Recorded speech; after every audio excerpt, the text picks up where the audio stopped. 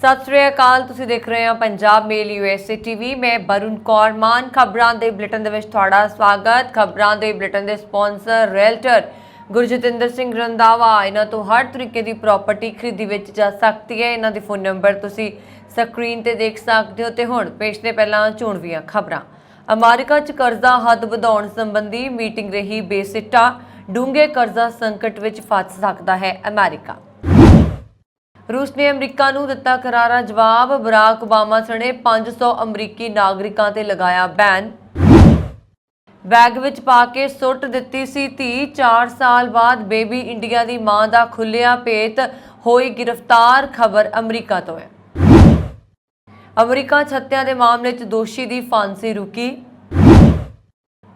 G7 दे विच दिखिया Modi Biden दा पुराना याराना। Meeting तो पहला एक दूजे नूं पाई जफ्फी। ते हुण इन्हां खबरां दा विस्तार। अमेरिका कनेडा सने देश विदेश दीआं होर बहुत सारियां खबरां।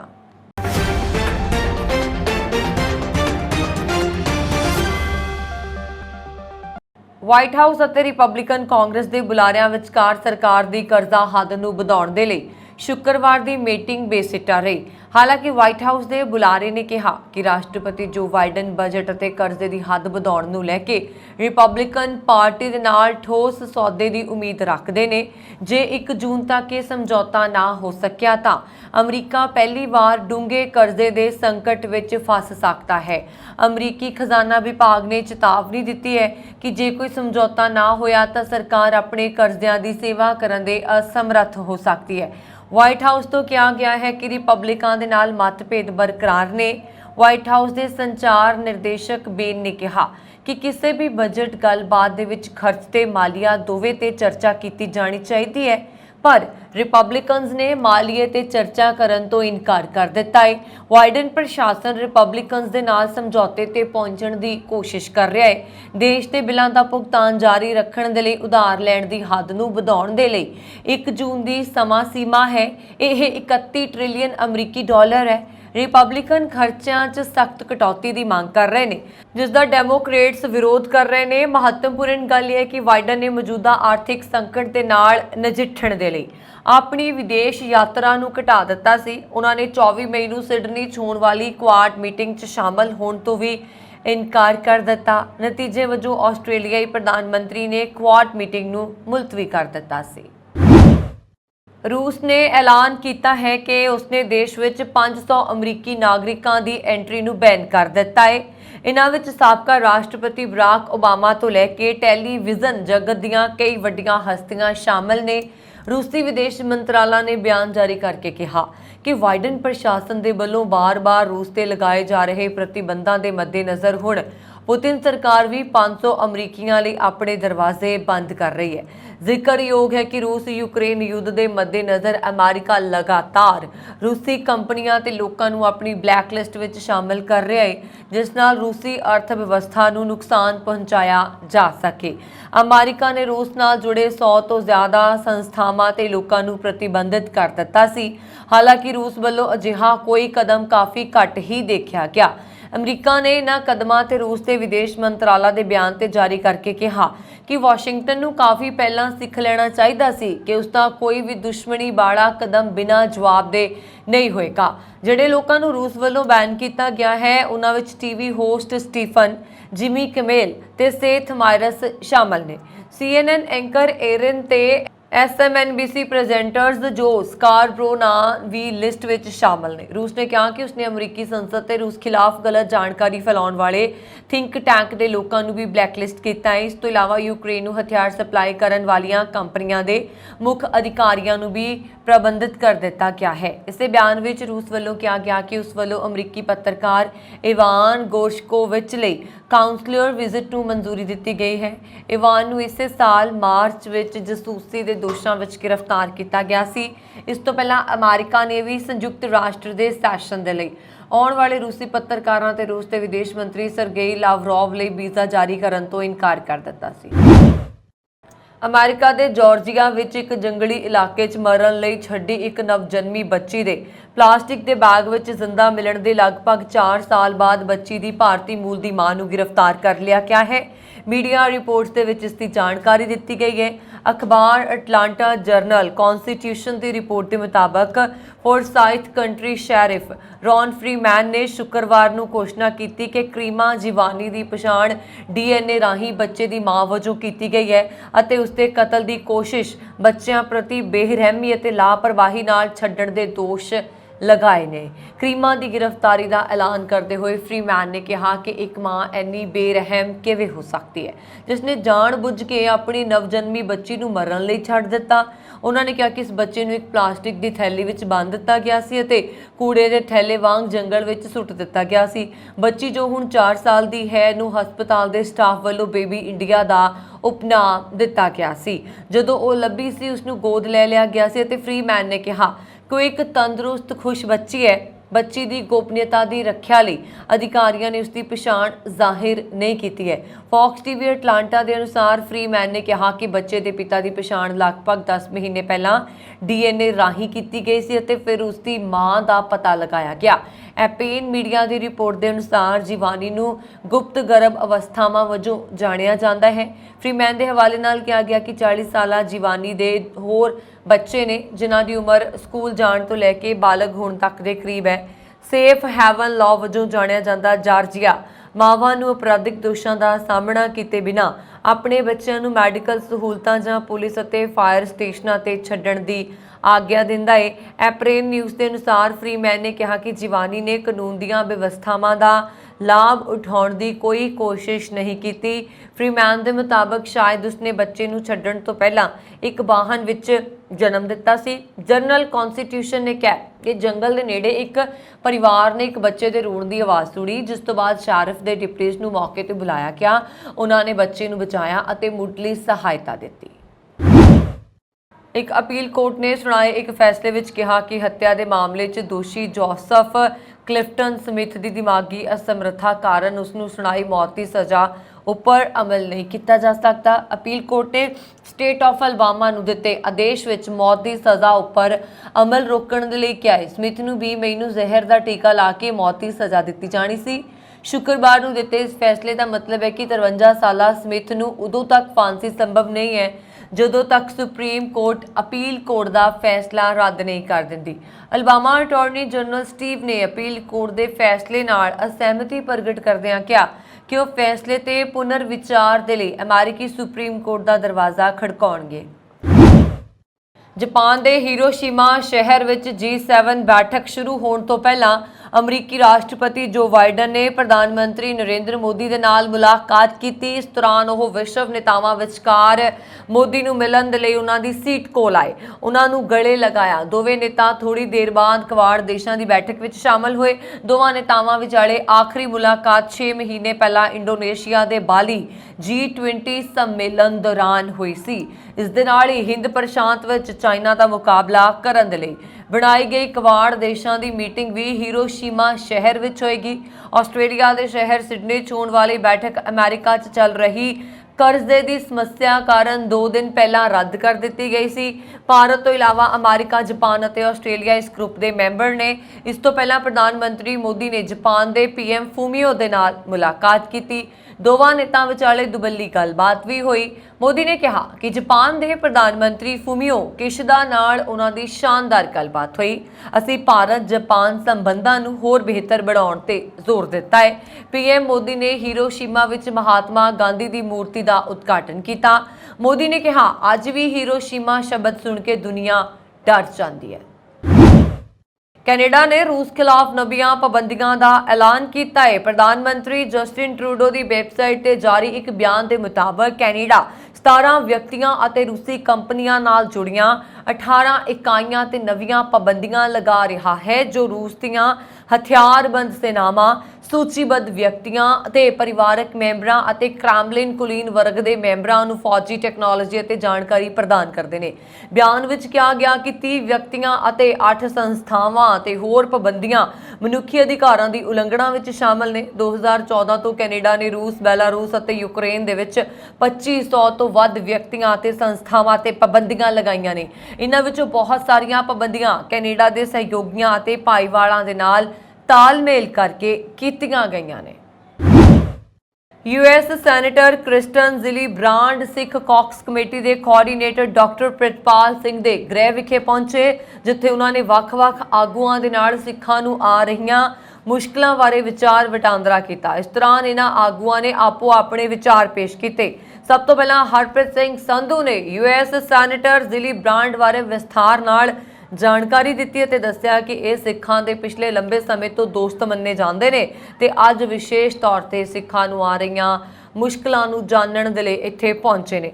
ਡਾਕਟਰ ਪ੍ਰਿਤਪਾਲ ਸਿੰਘ ਨੇ ਅਮਰੀਕਾ ਵਿੱਚ ਅਤੇ ਅਮਰੀਕਾ ਤੋਂ ਬਾਹਰ ਸਿੱਖਾਂ ਦੇ ਬਹੁਤ ਸਾਰੇ ਮੁੱਦੇ ਸੈਨੇਟਰ ਜ਼ਿਲੀ ਬ੍ਰਾਂਡ ਨਾਲ ਵਿਚਾਰੇ। ਇਸ ਤੋਂ ਇਲਾਵਾ ਜਸਤੇਪ ਸਿੰਘ, ਕਸ਼ਮੀਰ ਸਿੰਘ, ਜਸਵੰਤ ਸਿੰਘ ਹੋਠੀ ਤੇ ਜਸਜੀਤ ਸਿੰਘ ਨੇ ਵੀ ਸੈਨੇਟਰ ਜ਼ਿਲੀ ਬ੍ਰਾਂਡ ਨੂੰ ਸਿੱਖਾਂ ਨੂੰ ਆ ਰਹੀਆਂ ਦਰਪੇਸ਼ ਮੁਸ਼ਕਲਾਂ ਬਾਰੇ ਖੁੱਲ੍ਹ ਕੇ ਜਾਣਕਾਰੀ ਦਿੱਤੀ। ਇਸ ਦੌਰਾਨ ਸੈਨੇਟਰ ਜ਼ਿਲੀ ਬ੍ਰਾਂਡ ਨੇ ਆਪਣੇ ਵਿਚਾਰ ਪੇਸ਼ ਕਰਦਿਆਂ ਕਿਹਾ ਕਿ ਉਹ ਅਮਰੀਕੀ ਫੌਜ ਵਿੱਚ ਸਿੱਖਾਂ ਨੂੰ ਆ ਰਹੀਆਂ ਮੁਸ਼ਕਲਾਂ ਨੂੰ ਦੂਰ ਕਰਨ ਦੇ ਲਈ ਉਪਰਾਲੇ ਕਰ ਰਹੇ ਨੇ। ਉਹਨਾਂ ਨੇ ਕਿਹਾ ਕਿ ਮੈਨੂੰ ਪਤਾ ਹੈ ਕਿ ਅਮਰੀਕੀ ਫੌਜ ਅਤੇ 에ਅਰ ਫੋਰਸ ਦੇ ਵਿੱਚ ਸਿੱਖਾਂ ਨੂੰ ਦਸਤਾਰ ਅਤੇ 5 ਕਕਾਰ ਸਮੇਤ ਭਰਤੀ ਹੋਣ ਵਿੱਚ ਕਾਫੀ ਔਖਿਆਈਆਂ ਆ ਰਹੀਆਂ ਨੇ।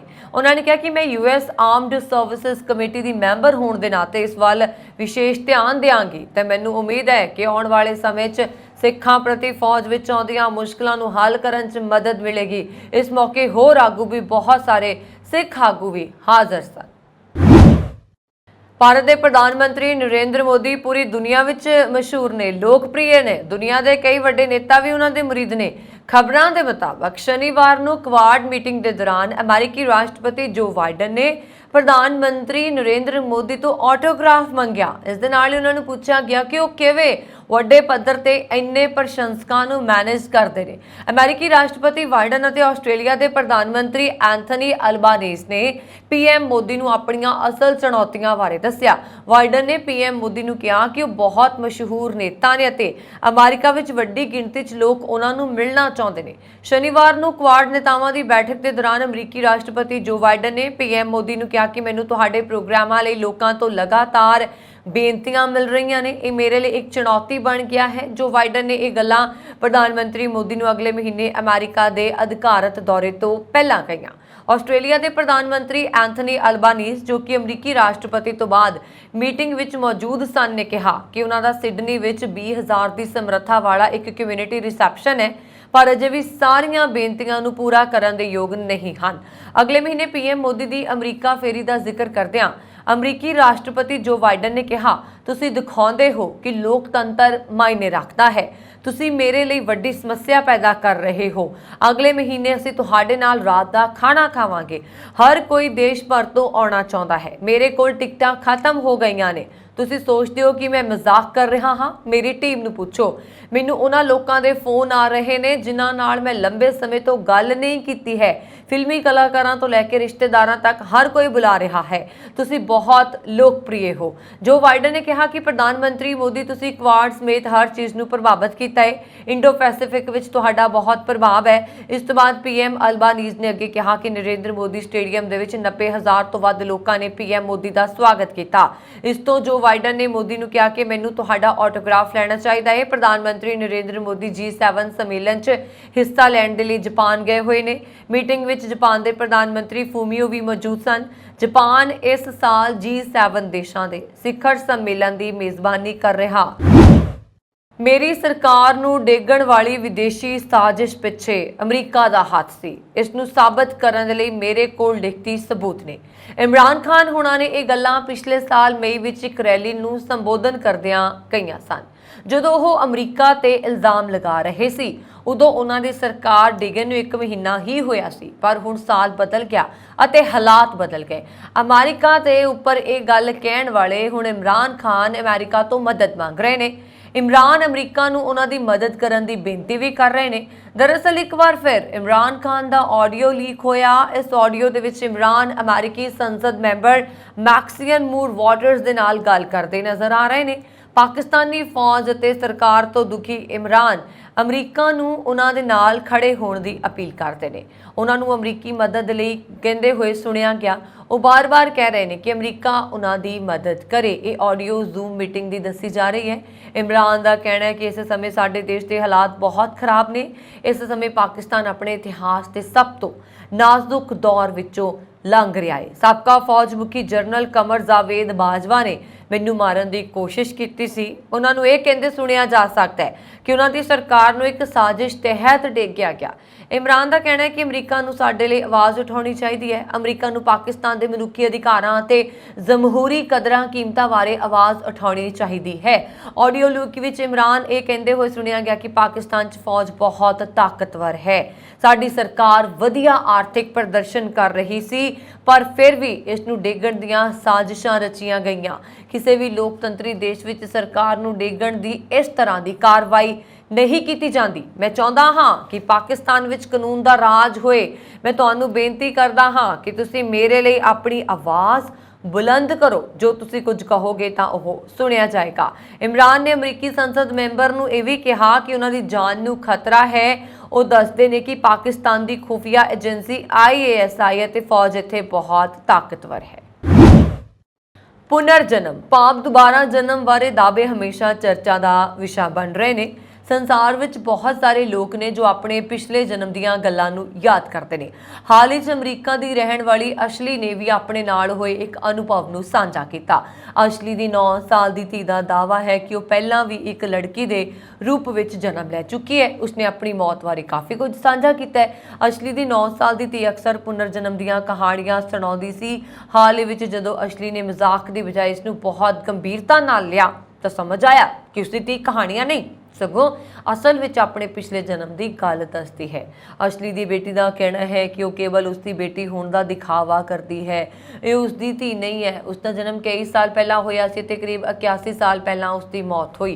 हुण वो किसी होर शरीर राही इस संसार विच परत आई है। अशली दी धी 5 साल की उम्र तो ही अपने पिछले जीवन बारे गल्लां करदी सी। पहलां तां अशली नूं लगा कि उसकी धी मजाक च गल्लां करती है, पर बाद विच कुछ अजिहियां गल्लां होईयां कि उसने अपनी धी की सच्चाई जानने के लिए अशली ने 3 साल विच 2 बार उस तो यही सवाल पूछा। उसने हर बार यही जवाब दिता। इसने पुष्टि की कि अशली की धी झूठ नहीं बोल रही। वो सचमुच अपने पुनर्जन्म बारे गल कर रही सी। उसकी धी तो उसके पिछले जन्म बारे सब कुछ पूछा गया। इसते 9 साल की बच्ची ने कहा कि उसकी नवी माँ है। उसकी असली माँ कई साल पहला मार गई सी। उसके पिता का नाम सुमेल सी। अशली की धी नूं भी अपनी मौत बारे सब कुछ याद है। ਆਸਟ੍ਰੇਲੀਆ ਦੇ ਸਿਡਨੀ 'ਚ ਹੋਣ ਵਾਲਾ ਕੁਆਡ ਸੰਮੇਲਨ ਭਾਵੇਂ ਰੱਦ ਕਰ ਦਿੱਤਾ ਗਿਆ ਹੋਏ, ਪਰ ਅਮਰੀਕਾ, ਭਾਰਤ, ਆਸਟ੍ਰੇਲੀਆ ਅਤੇ ਜਾਪਾਨ ਦੀਆਂ शक्तिशाली जल सेनावां इस साल 11 तो 22 अगस्त तक देश के हेठले पूर्वी तट ते उन्नत मालाबार 2023 अभ्यास च हिस्सा लैणगियां, जिस विच अंतर कार्यशीलता समुद्री प्रतिरोध का अभ्यास किया जाएगा। इंडो पैसिफिक खेतर विच नैविगेशन की आज़ादी नूं यकीनी बनाउण दे लई इस समुद्री गुंझलदार अभ्यास विच समुद्री अते बंदरगाह दोवें पड़ाव शामिल होणगे, जिस विच क्वाड नेवीज़ दे चोटी दे कमांडर हिंद प्रशांत बारे चर्चा करनगे। भारत के सारे होर 3 क्वाड भाईवालों के नाल लॉजिस्टिक समझौता होने दे नाल भारतीय जल सेना मालाबार 2023 अपने चोटी के विनाशकां P8 INT सबमरीन जंगी जहाज़ और एक पनडुब्बी दे नाल भाग लेगी। भारत अमरीका दुबला अभ्यास बहुत पहला 1992 च होया सी। क्वाड नूं पूरा करन दे लई जापान नूं 2015 च स्थाई भाईवाल बनाया गया सी अते आस्ट्रेलिया 2020 विच शामिल होया सी। अधिकारियों के अनुसार जल सेना अभ्यास का मूल फोकस एंटी पनडुब्बी जंगी ऑपरेशन ते होएगा। ਵੱਖ-ਵੱਖ ਰਿਪੋਰਟਾਂ ਵਿੱਚ ਕਈ ਵਾਰ ਇਹ ਗੱਲ ਸਾਹਮਣੇ ਆ ਚੁੱਕੀ ਹੈ ਕਿ ਹੌਲੀ-ਹੌਲੀ ਪੂਰੀ ਦੁਨੀਆ ਪਾਣੀ ਦੇ ਸੰਕਟ ਵੱਲ ਵੱਧ ਰਹੀ ਹੈ।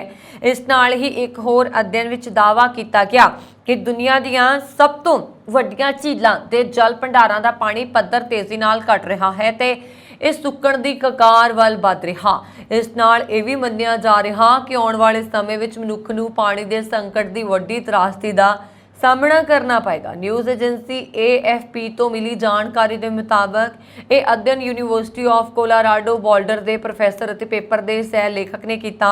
इस विच उन्होंने ने दस्सिया कि दुनिया भर विच कई झीलां संकट विच ने।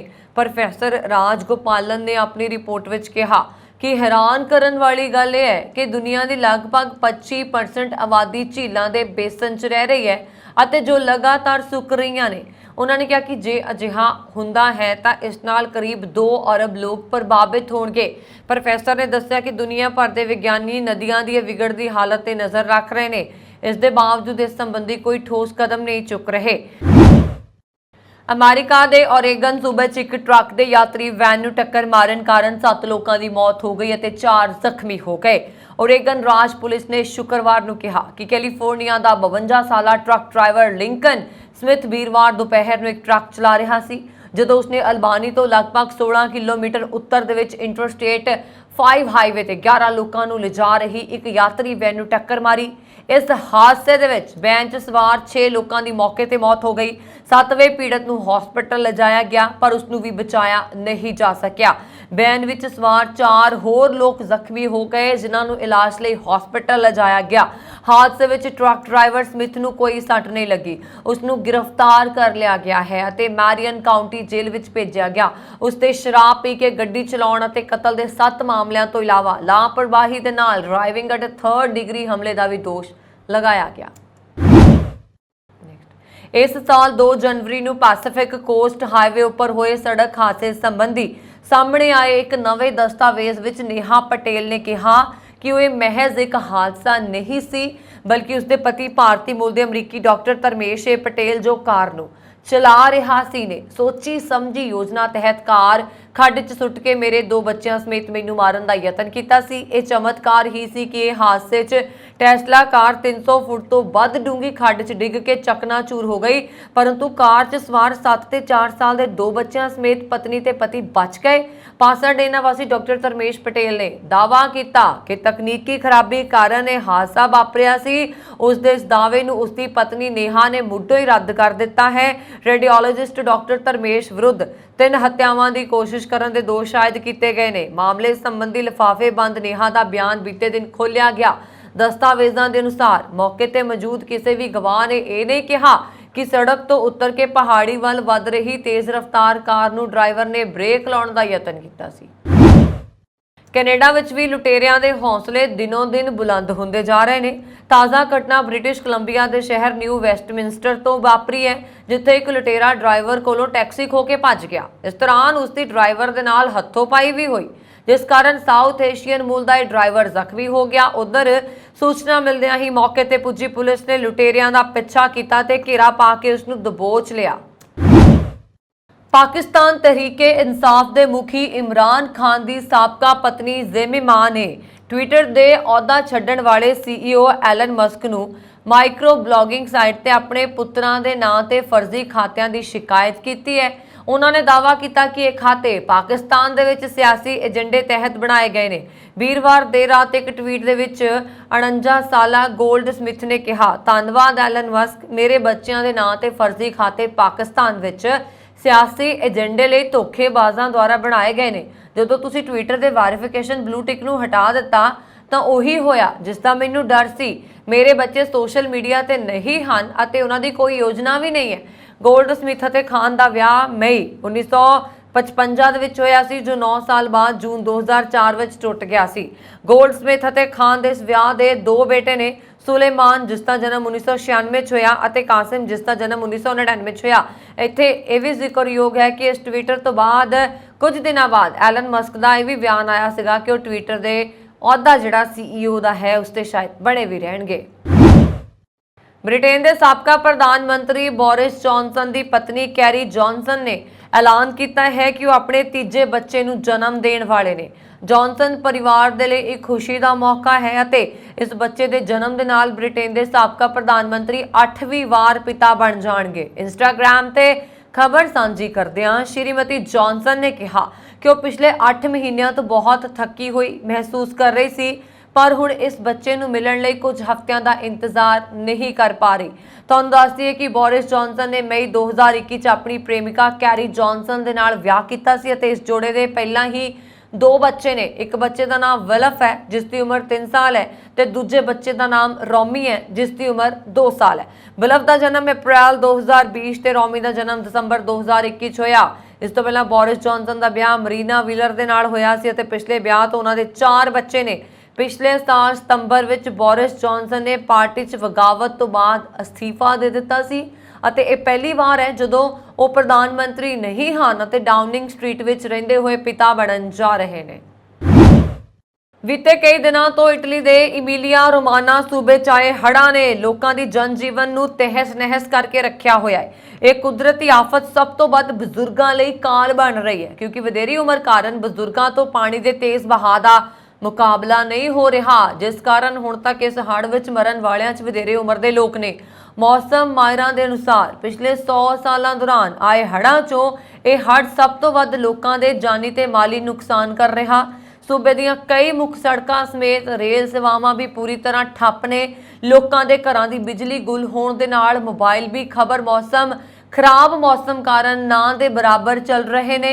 कई इलाकों दे विच मींह दे पानी दे तेज बहाव कारण जमीन भी धस गई है जिहड़ी कि तबाही की तस्वीर नूं होर भी भयानक बना रही है। मरण वालियां च एक बजुर्ग जोड़ा जिहड़ा कि फॉडली सचेना इलाके दे एक पिंड कावा स्थित अपने घर च फसिया होया सी नूं लोकां ने बचाउण दी बहुत कोशिश कीती पर अफसोस सब बेकार सिद्ध होया जदों पानी ने मिंटां विच ही उन्हां दे घर नूं जल तो थल कर दिता। बजुर्ग जोड़े दीआं चीकां मारदिआं पानी च मौत हो गई। होर भी पानी विच हड़ के इधर उधर मिलियां लाशां ज़्यादातर बजुर्गों दीआं सन। कुदरत दे इस कहर नाल सूबे च 20,000 तो वध लोग बेघर हो चुके ने जिहड़े कि राहत कर्मचारियों ने सुरक्षित कैंपां च पहुंचा दिते ने।